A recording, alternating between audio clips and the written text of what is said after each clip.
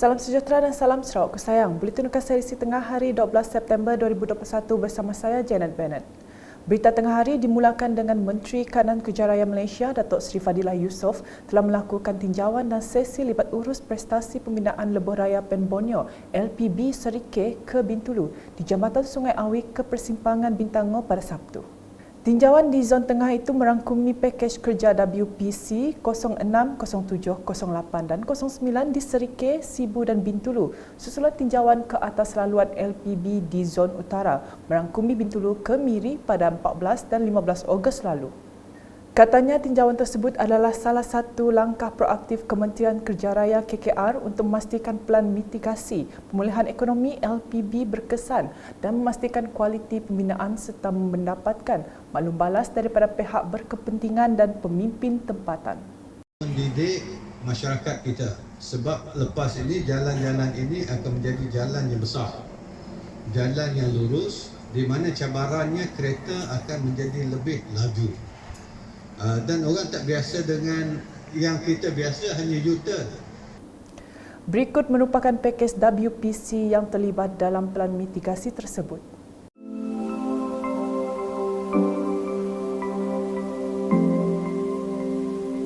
Sehingga 25 Ogos, prestasi pelaksanaan keseluruhan WPC adalah 70.83%. Dalam pada itu, tumpuan turut diberikan perhatian ialah aspek operasi pembinaan dan kualiti penyelenggaraan pembinaan jajaran Sibu ke Bintulu yang dikenal pasti bagi penambahbaikan termasuk pembaikan berkala di kawasan lencongan trafik, penambahan papan tanda jalan dan lampu tunjuk arah di kawasan kritikal. Light lah, amaran khususnya waktu malam kalau ada blinkers, kalau ada tanda semua mesti ada tanda amaran awal, signages tentang arah tuju mesti mencukupi. Ini sebahagian besar, paling besar aduan yang kita terima daripada pengguna jalan raya, iaitu tak cukupnya tanda-tanda amaran, tanda arah tuju dan sebagainya untuk memberi amaran pada orang ada perubahan jalan tersebut yang perlu dipatuhi. Datuk Seri Fadilah juga menasihati pengguna jalan raya untuk mematuhi papan tanda dan had kelajuan, khususnya di kawasan pembinaan pada waktu malam. Di Sibu pula, Datuk Seri Fadilah Yusof meneruskan program pemantauan dan libat urus Kementerian Kerja Raya ke kontrak pakej kerja di Sibu pada Sabtu. Lawatan kedua Datuk Seri Fadilah pada hari tersebut bertujuan meninjau projek pembinaan jejambat yang terletak di Simpang Sibu Bintulu. Semasa lawatan itu, beliau dan rombongan telah diberikan taklimat oleh Jurutera Jabatan Kerja Raya JKR Sibu Syahrul. Menurut pengurus kanan projek Hock Seng Lee Berhad, Philip Lau Yuk Siong, tarikh siap projek tersebut terpaksa dianjak pada 2022 berbanding jadual asal pada Jun 2021 susulan pelaksanaan Perintah Kawalan Pergerakan PKP. This project started in 2016. It will be originally scheduled for completion in 2020. 2021, June 30th. 30th of June 2021. But this project has since been turned into lump sum. When it turned into lump sum, the government gave us another extra time, which is going to be completed next year, September the 30th, 2021. The project was originally 1.635 billion. And after the lump sum conversion, the revised contract sum is 1.62 billion. Because of the pandemic, we are now facing problems with the manpowers. We are in dire needs of these manpowers, skilled laborers. Then also because of the SOP, a lot of our construction materials is like previously, we can have it almost immediately. Berita seterusnya, rakyat di Sarawak diingatkan untuk terus memajukan diri dan terus mengekalkan perpaduan antara kaum dalam menikmati erti kemerdekaan. Menteri Pelancongan Kesenian dan Kebudayaan Sarawak Datuk Abdul Karim Rahman Hamzah berkata, ia penting bagi rakyat untuk terus berusaha dalam membangunkan diri sendiri sekaligus memastikan Sarawak lebih seimbang daripada aspek politik dan ekonomi. Menurutnya, Kerajaan Sarawak turut meraihkan sambutan Hari Kebangsaan dan Hari Malaysia dalam menunjukkan semangat keharmonian dan kesatuan masyarakat pelbagai kaum di negeri ini. kita mengadakan berbagai acara-acara yang mana akan ujungnya akan diadakan secara lebih besar lagi di Kuching, patutnya di Mili, tetapi telah dipindahkan di Kuching pada 16 kali bulan September pada waktu malam dan tempat di Dewan Undangan Negeri Sarawak. Beliau berkata demikian semasa program ziarah UKAS Semarak Kemerdekaan DUN Asajaya di Pekarangan Pejabat Daerah Asajaya pada Sabtu.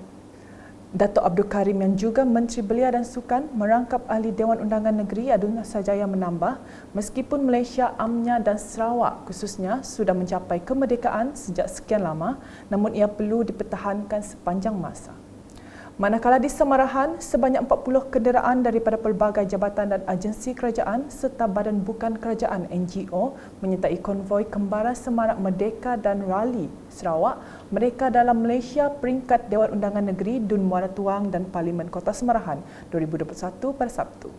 Konvoi anjuran bersama Unit Komunikasi Awam Sarawak UKAS, Jabatan Penerangan Bahagian Samarahan, Pusat Khidmat ADUN Muara Tuang serta pejabat daerah Samarahan itu diadakan bagi menyemarakkan lagi sambutan Hari Malaysia 2021.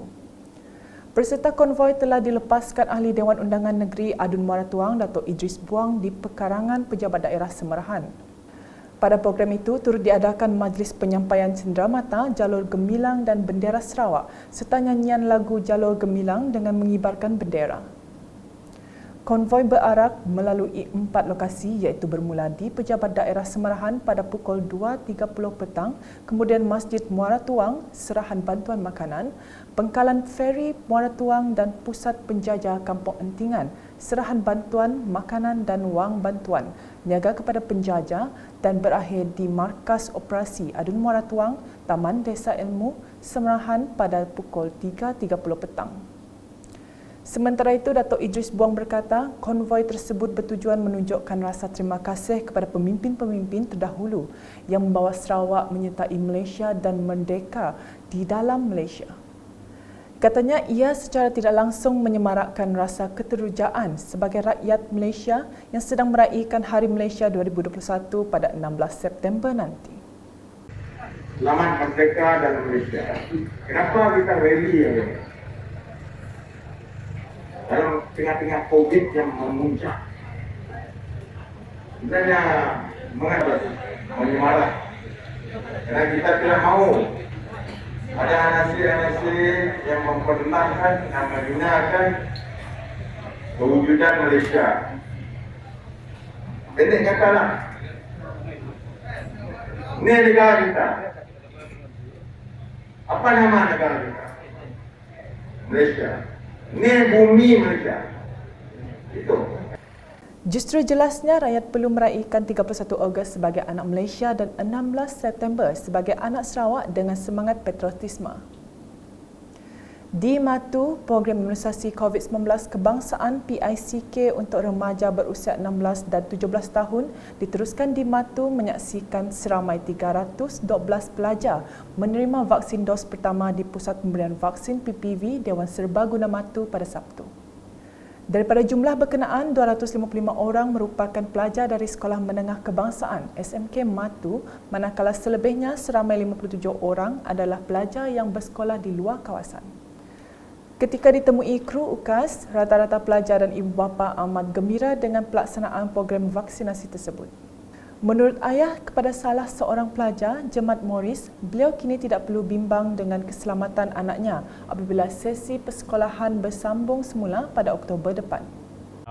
Kami berasa senang hati lah, ada takut ke penyakit COVID tu. Kami harap ke balanya kami boleh nurun bersekolah baru meh. Bakal ke dulu subak lah. Kami nadai berasa takut lagi nak irau dan nadai nangi ke penyakit COVID tu. Ibu kepada seorang lagi pelajar, Norma Sena, turut bersyukur kerana anaknya telah menerima vaksin. Saya ibu kepada Irma Syamila sebab saya syukur sangatlah hari ini saya bawa anak saya pergi vaksin lah dos pertama.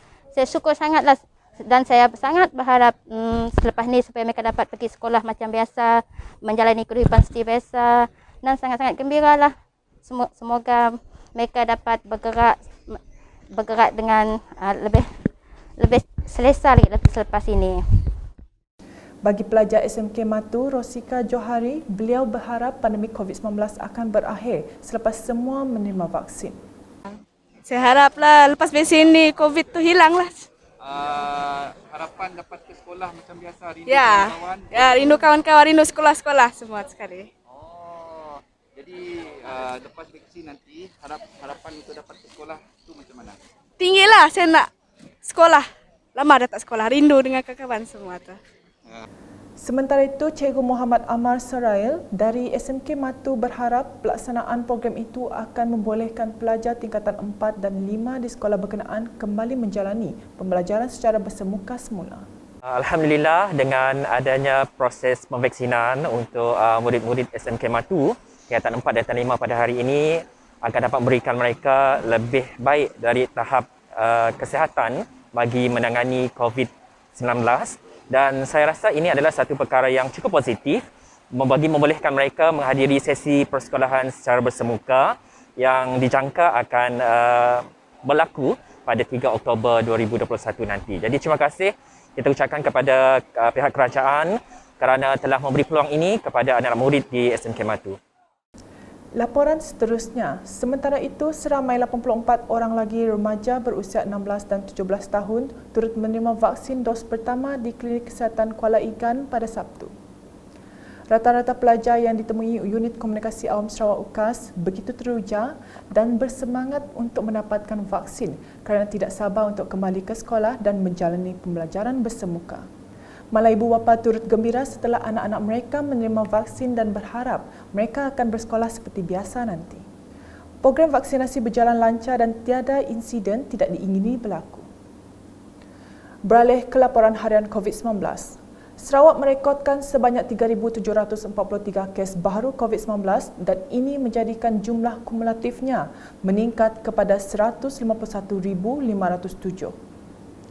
Menurut Jawatankuasa Pengurusan Bencana Negeri JPBN Sarawak dalam kenyataan media pada Sabtu, kes-kes tersebut dikesan di 34 daerah di negeri ini.